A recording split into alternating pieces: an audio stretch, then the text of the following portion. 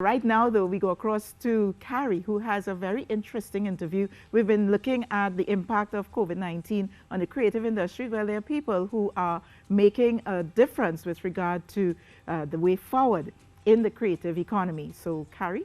Yep, thank you very much, Lisa. And this morning I'll be chatting with Richard Young, and he is, of course, creative himself, and he's the creative director of the O2N Foundation, and we're going to be chatting with him this morning. Good morning, Richard.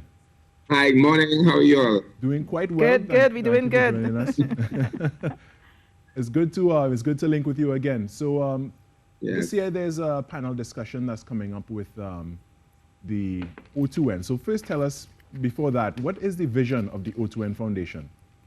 Okay, well, the O2N Foundation was founded by Nicole Griffith, and I think she needed, for want of a better word, oxygen because of her political situations back in the past. So she founded this group, this organization, so that we can do social transformation work and human development work. It first started as a women's empowerment group, where we did a lot of talks to women, and they shared their stories to serve as exemplary stories for others to follow and learn from. But we decided to develop that to more social transformation issues, and we moved it around the Caribbean. So it's a Caribbean agenda that the O2N Foundation has, and I work with her to service the creative industries, particularly in the development for sustainable long-term effects of our economies and so that's what we started off doing, and we have done well. We've started the O2N Style project, which is a fashion festival, and that fashion festival allowed creative entrepreneurs to come. So not just fashion designers, but people who work in creative industry, performing, graphic, visual art, cinematic art, and we would corral all of them into a festival, and we did so quite successfully last year. And this year we had a wonderful plan for me, but that has been shifted. So we have moved from an on-site event to an online activity. So tell us a little bit more about the O2N Style Festival. What's the rationale behind it, and what are you pushing? What's the main thing you want to push in the agenda this year? Well, based on always having had discussions of the economic diversification for sustainable development, to use the sustainable goals thought, that's what we're trying to do. Make people understand who are creative practitioners that they are under an umbrella called the creative industry, and that there is an economic sector styled for the creative sector. And so that we bring them together, harness their talents in one space, make sure that they know that they have to be pushing the envelope and being innovative, making sure that they know that they have to be export worthy, making sure that they are competitive in their deliverables. So it primarily started with fashion, but it's gone further through glamour art, fashion art, as I say, performing art. And so our rationale is to bring them together to understand their role in transformation, in affecting the GDP of our country, and to promote regionality, because we definitely have that integration spirit that our Caribbean style or Caribbean aesthetic, which is not just the fashion again, it's the creative application of intelligence to any of our endeavors and activities in this part of the world, and be the frontier people that the Caribbean have become. And to do it unapologetically. So that's our rationale for development. Now, Richard, there still persists this type of narrative that, local is not good by some people, not all. I mean, now it has been increasing that more people start supporting local, but there's still, there's still this idea that is pervasive, that people think, okay, something that is local is maybe not as high quality as things that are from abroad. How do we begin to change that narrative and really, one, support local, and really push that, we do have world-class and beyond, quality of anything in the creative industry right here in Trinidad and Tobago? Indeed. And so therefore, part of our mission, our immediate mission for the long-term vision, is to do high-caliber events, and that everything that we do represents best practice, international best practice methods, and so that the world peeping in at us going to see that our creative industry is formidable and reckonable, and so that the practitioners within it can feel elevated and uplifted, and as well as to change psyche of the local consumer. The local consumer has to understand that the quality has really been pushed upward, and that you need to support the local industry, local creative industry, so that they can find themselves in a sustainable position.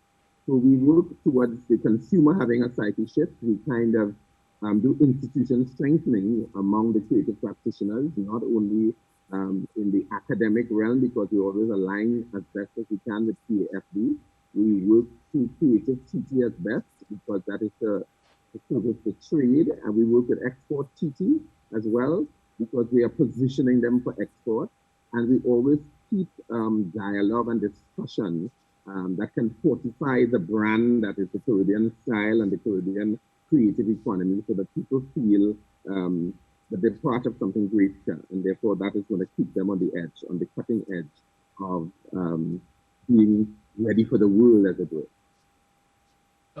When it comes to the export of the Caribbean style and Caribbean aesthetic, and would you be aiming more toward the diaspora that's abroad, or is it something that we have the ability to push, into the international sphere, as in people who are not of the diaspora, people who are, from America or European countries and who do not have a Caribbean background?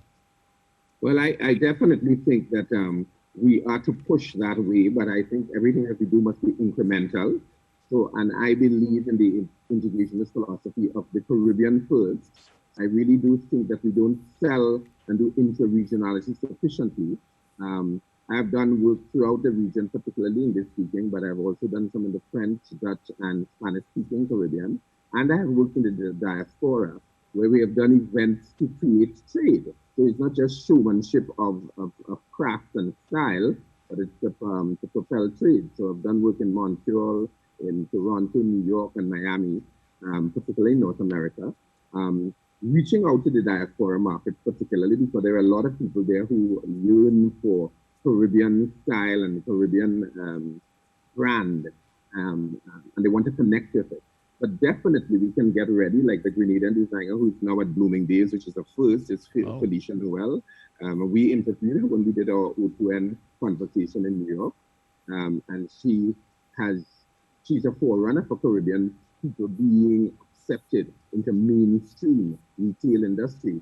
So it is possible, but the sharpening of our skills and our methods and our technology for promoting the wares internationally still has to be worked on, because a lot of us are atelier-based and most of us are cottage industry-based, and I like the targeting niche markets with this peculiar brand that we have, more than thinking that we're going to be doing hundreds of dozens and putting them into large-scale retail spaces. We're not necessarily ready for that, but we definitely need to push the brand beyond the boundary of just the nation. And first, I think it should be region and then diaspora. So that's how I see it in an incremental way. Definitely. Richard, who are some of the names we can expect to be involved in the InStyle Festival for this year's installment? Okay, well, we are having the creative conversation, which is what we did last year when we branded it Understanding the Creative Economy, because a lot of people are part of it and don't understand their purpose in it. Right. And this year, because of the COVID-19, and because we are resetting and because we are pivoting, as they say, we have come up with the economy, creative economy in transition towards a new horizon. So we have built a whole theme around looking and visioning and brainstorming and design thinking for how are we going to manage beyond this crisis.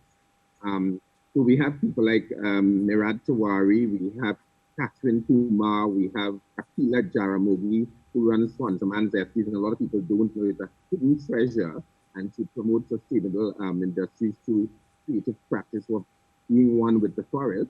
We have Lorraine O'Connor, Elena Dyer, we have Derek Lewis, who's a pioneer in the industry. We have Claudia Pegas, we have Robert Young, so we have style brand ambassadors, Renee Holder, who has made an outward reach to things like Netflix and Disney with his graphics and animation. We have Dr. Michelle Reese, who is also a strategist. We have John McLeod Stevenson, who is the chair of Music TT. And so we think we have a creative mix of visionaries who can suggest ways of how to move when there is a situation that is not the normal, non-traditional approaches, so that we can delve into our future in a more productive, progressive way. And Definitely. So what our session is going to be a brainstorming session, and it's going to be online, so we are part of the new age of moving forward. So Nicole Griffith is hosting, I'm the moderator, and we expect it to be quite engaging, and we have reached out to the world because it's part of the thing that has happened now. It's a global village, so we not just wanting our information to be contained, we want to reach out there, we want to hear comments from abroad, we want to have people commenting inward, and so that we can express ourselves in the best way. Definitely. Trinbago to the world is what I say. And before we close, how do we get more information? How do people sign up and register for the this year's installment of the online festival? It's going to be a Facebook streamlining on the Oxygen with Nicole Foundation page, as well as OMGTT. Those are the two main social media platforms on Facebook. But there have been also Zoom invitations. Those have been done independently, but people can definitely log on to OMGTT and Oxygen with Nicole Foundation Facebook pages, and you will be part of the process, because we're trying to make it very people-centric and very integrationist. So we welcome a lot of input. It's just us trying to find a way and navigate how we move beyond this point. All right, well, with that, I want to thank you so much, Richard Young, Creative Director of the O2N Foundation, and we look forward to that event that is coming up very soon. All right, I've been chatting with Richard Young there.